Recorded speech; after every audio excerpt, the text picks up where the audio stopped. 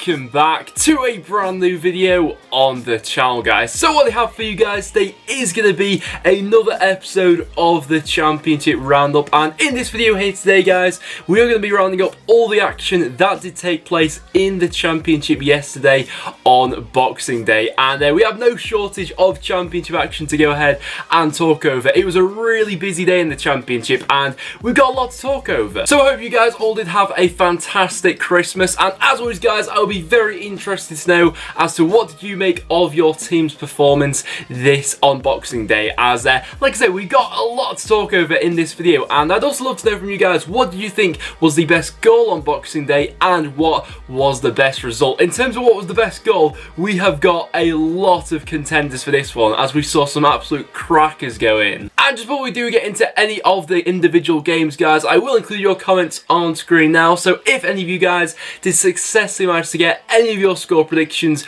for Boxing Day correct, I will include your comment on screen now. And fair play to everyone who did get a score prediction correct, because we had a couple of unpredictable ones in there. It was a pretty topsy-turvy one this week. So our first game to go ahead and talk over was the early kickoff on Boxing Day between Millwall and Wolves, and in the end it did finish as a 2-2 draw, and was actually a really lively game to go ahead and watch this one. It was actually Millwall who took the lead through Lee Gregory, and I was quite impressed with Millwall's game plan, you know, for this one. We've seen a couple of sides come up against Wolves so far this season who have just sat back off them and looked to just catch them out one or two times, but Millwall were really going for this going forward, and I was quite impressed with that, really. In terms of Wolves, I'd say that this was a really topsy-turvy performance from them, because going forward and some of their attacking play was probably the best we've seen it in a couple of weeks. You know, Wolves lately going forward haven't been at their sparkling best, but I thought some of the moves we saw from them in this one really were hitting new heights for them, whereas defensively a couple of cracks were showing in there. You know, I believe that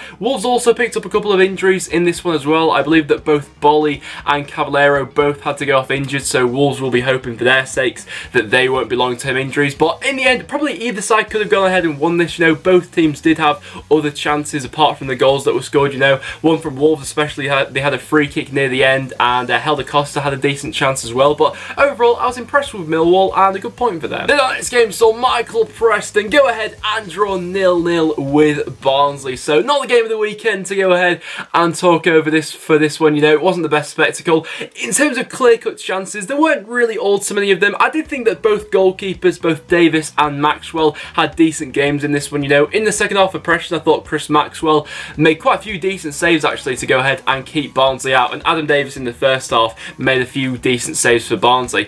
Going forward for Preston especially, I find it quite frustrating at the moment, as we are struggling to break down sides, and that really does come at a frustration. You know, I get the impression that I really want to see Preston playing with two strikers up front. You know, Alex Neil is, you know, adamant on this sort of one striker, this 4-2-3-1 formation, but I just feel like when we're struggling to break teams down, I'd like to see two strikers up front together, and I know that we do have limited options for that at the moment, so I'm hoping that when Malt does come in January, we can sort of look to eradicate that, because defensively we have been looking pretty solid lately. And Barnsley, I thought it was a decent performance from them. You know, they seem to have picked up a little bit recently from some of their other performances not too long ago. Of course, they're still looking for that first win in like 7 or 8 matches now, which isn't a great run they're currently under, but they did create some decent chances in this one. And then to our next game, we then had Birmingham go ahead and lose by 2-0 by visitors Norwich City, and this was a massive result for Norwich actually. Them themselves definitely not in a great run of form at the moment, but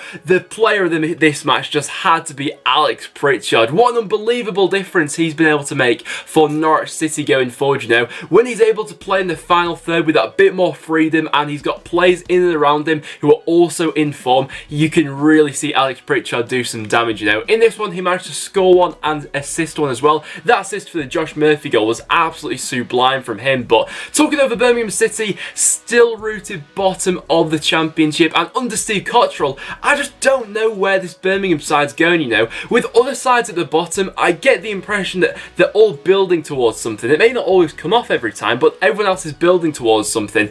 This Birmingham side just looks lost at the moment, and of course they've not been helped by the amount of injuries they've got to this squad at the moment, but even so, is Steve Cottrell the right man? I just don't see anything happening at Birmingham. Birmingham. And our next game saw Bristol City go ahead and claim all 3 points with a 2-0 home victory over Reading. And this 2-0 victory for Bristol City actually sends them to second in the Championship. So Bristol City fans, I'm interested to know, do you think you guys will hold on for automatic promotion this year? Let me know down below, because some of the football in this one was absolutely fantastic from Bristol City. The build-up for that Jamie Patterson goal was something else, you know. Some of the interchanging play and then the finish itself from Patterson was absolutely fantastic. And then, of course, they wrapped up the game in stoppage time. Talking over Reading, they did have a couple of chances, you know. Frankie Fielding made a couple of decent saves from Bristol City to make sure Reading didn't score in this one, but I've seen a little bit of a split in the Reading fan base recently about Jaap Stam, the manager, of course.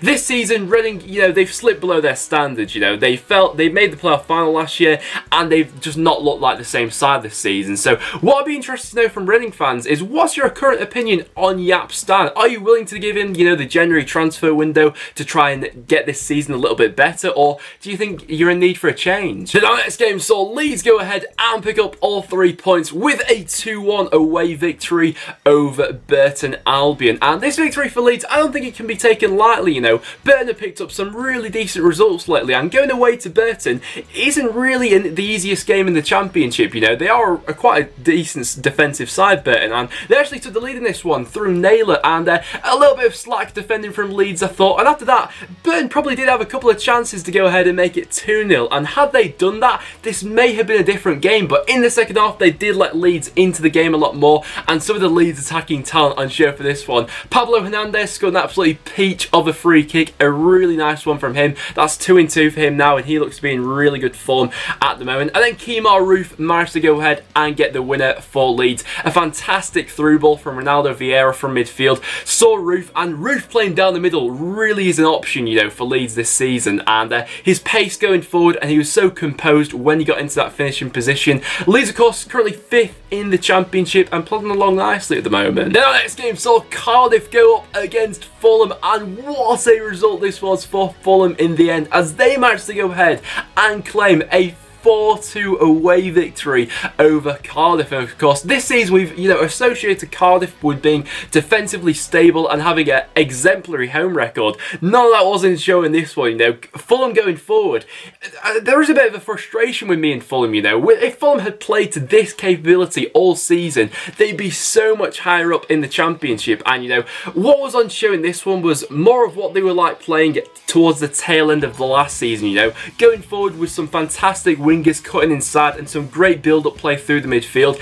They were absolutely irresistible to watch in this one, and Cardiff just couldn't cope with them, you know. Going forward, they were absolutely cutting them apart, and this is the Fulham side that I'd like to see more of going forward this season, you know, having that bit of clinical edge in front of goal and some fantastic build-up play. In fairness to Cardiff, of course, they do have a really injury-hampered squad at the moment, so that has to be taken into account. And also as well, the return of Kenneth Zohore, and he did score an unbelievable goal in this one. If you've not seen the goal Zohore scored for Cardiff, make sure you go check that one out. Then our next game saw Hull go ahead and pick up a point against Derby County, as this one did finish as a 0-0 draw, and a little bit of a frustrating one for Hull, really, because honestly I thought they could have probably gone ahead and won this, you know. Derby in this one, they definitely weren't at their best, you know. Some of their attacking players just didn't seem to be on it in this one, but it's a credit to Derby that when their attacking players aren't on it, they have got that stable defence to go ahead and rely on, you know. I think that's like 4 clean sheets they've kept in their last 5 games now, which is an absolutely mad return for them. But Hull, I do see a lot of positives actually since Nigel Atkins has taken over. Their defence has looked a lot more stable, and it's just going forward where they need to improve, and they need to get that a little bit more clinical in front of goal, which is quite ironic really, because before this new manager had come in, they were great going forward but couldn't defend. Now it seems to have switched around, but of course they are picking up points at the moment, but Hull need to be turning these sort of games into wins in the future. The next game saw another 0-0 draw in the Championship. I promise this is the last 0-0 draw we have to go ahead and talk over. That was a game between Ipswich Town and QPR, and in all honesty I was a little bit disappointed from this one. I thought a couple of goals might have been scored in this one, but both attacks weren't really on it in this game. Both of them did have a couple of chances, but you know, it was a bit of a scrappy one, this one, of course, which did actually see QPR get a man sent off in Josh Scowen. He was shown 2 yellow cards in this one, and you know, they were pretty needless, especially the first one. I think was for kicking the ball away or something like that, and he does seem to be a player quite prone to picking up quite a few cards, so that's something that he can get rid of his game, but overall a little bit disappointing from both sides. Then the next game saw Middlesbrough go ahead and pick up a back-to-back victory, this time with a 2-0 home victory over Bolton Wanderers, and of course it's a bit of a funny situation which Middlesbrough find themselves in at the moment. Of course they have just appointed Tony Pulis as their new manager, so Middlesbrough fans, I'll be very interested to hear as to what you guys have to say about that. Myself, I'm really mixed as to what I think of this appointment, you know.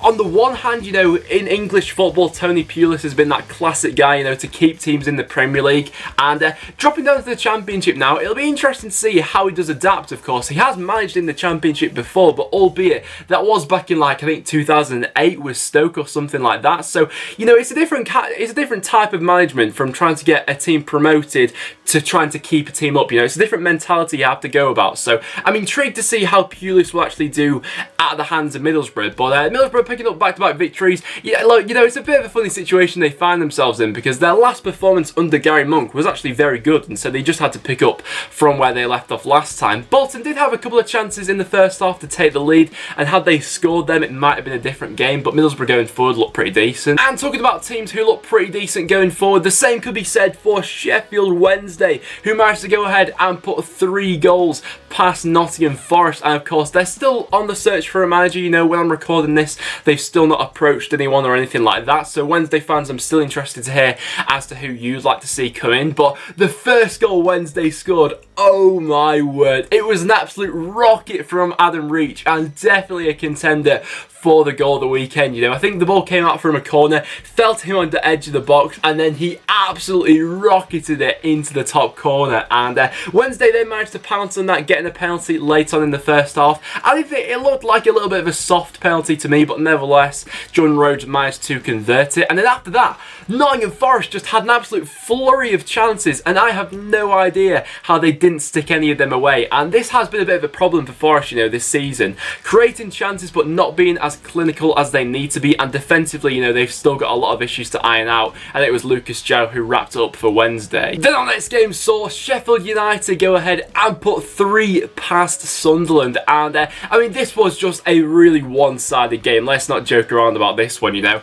Sunderland were probably in the game up until the point where Sheffield United went ahead and grabbed their first goal, and even then it only felt like it was a matter of time, you know. Sunderland really slipped below some of the standards that they've set ever since Chris Coleman's come into this one, you know. As soon as the first goal went in for Sheffield United, the Sunderland heads just seemed to drop in this one, and they just seemed lost in this one, you know. I don't know what the game plan was from Sunderland going into this one. They finished the game without a shot on target and never really troubled United going forward, and Sheffield United probably could have had more than the 3 goals they eventually went ahead and picked up. And one thing I would say about Sheffield United is they seem to have got that bit of, you know, fighting spirit back, you know. Ever since that fight back against Aston Villa, they seem to be, you know, be a bit more rejuvenated now, of course. They went under that bad run of form, but that seems to be behind them at the moment, and fair play to them. And their last game to go ahead and talk over was Brentford's 2-1 home victory over Aston Villa, and quite an intriguing one actually, this one. Brentford managed to take the lead with a fantastic finish from Sawyers from outside the box into the bottom corner.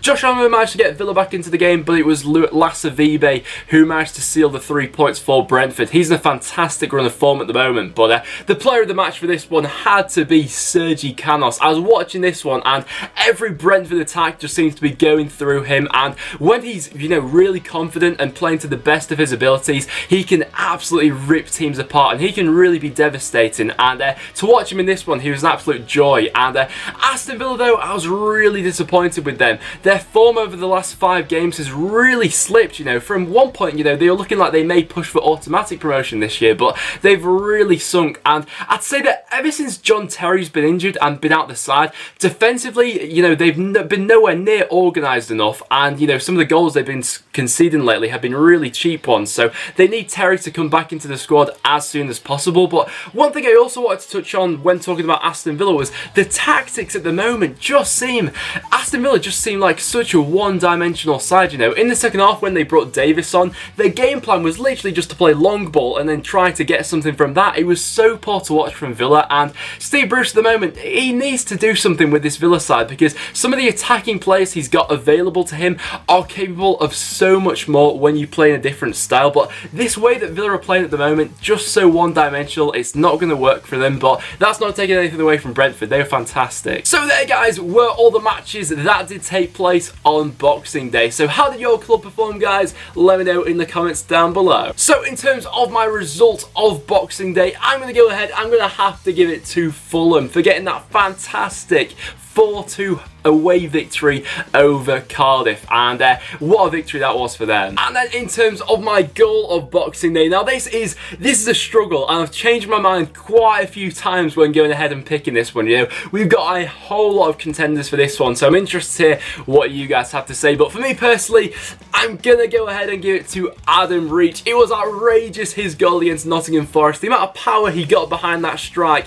it was an absolute rocket destined to go into the top corner. But I will say that Kenneth Zohore, he comes at a close second. So there you guys have it. That will wrap it up for this episode of the Championship Roundup. So if you have enjoyed the video, make sure you do leave a like. It is always massively appreciated. As well as that, make sure you do subscribe for some regular Championship content. Your support on all the videos lately has honestly been absolutely mad, so I can't say thank you enough to you guys. But like I said, thank you so much for watching, and I'll see you all in the next one.